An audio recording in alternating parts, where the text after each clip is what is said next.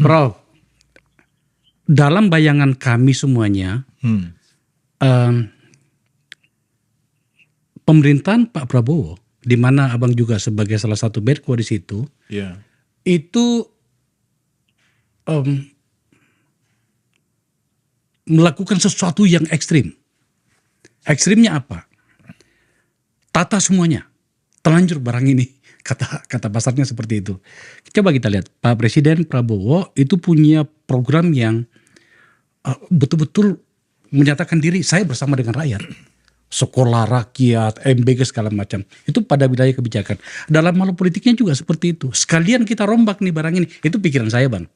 Nah, salah satunya adalah menyangkut dengan perpolitikan itu tadi. Makanya saya gunakan kata, ayo revisi paket undang-undang politik.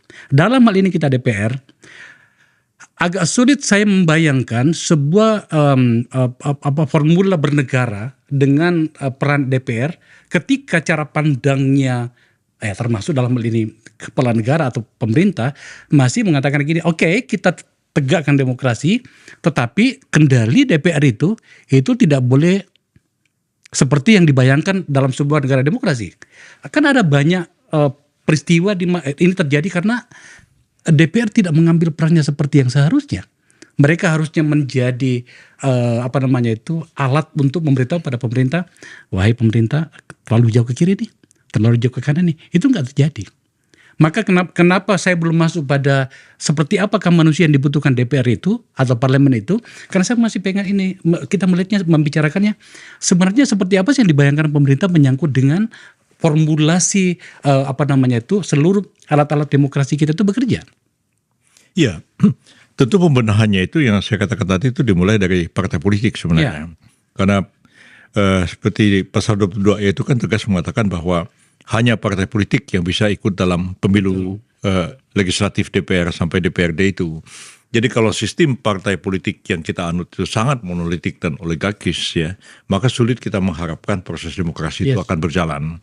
Nah, ini tidak mudah ya, tapi harus dilakukan. Dan saya kira Pak Prabowo itu sangat berjiwa besar beliau untuk melakukan reformasi ini dan tentu membawa implikasi kepada semua partai politik yang ada, baik di parlemen maupun di luar parlemen sekarang ini.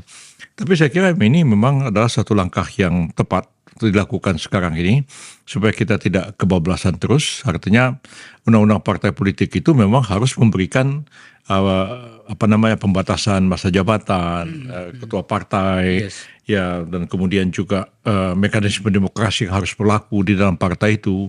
Dan selama ini kan memang ya anggaran dasar partai ya seserah aja partai itu menyusunnya itu saya kira harus dibenahi sehingga betul-betul partai politik yang satu-satunya lembaga yang boleh mencalonkan calon-calon anggota DPR dan DPRD itu betul-betul demokratis, dan kita harapkan juga nanti siapapun yang dicalonkan oleh partai itu melalui satu proses yang adil, demokratis dan transparan bagi semua. Nah,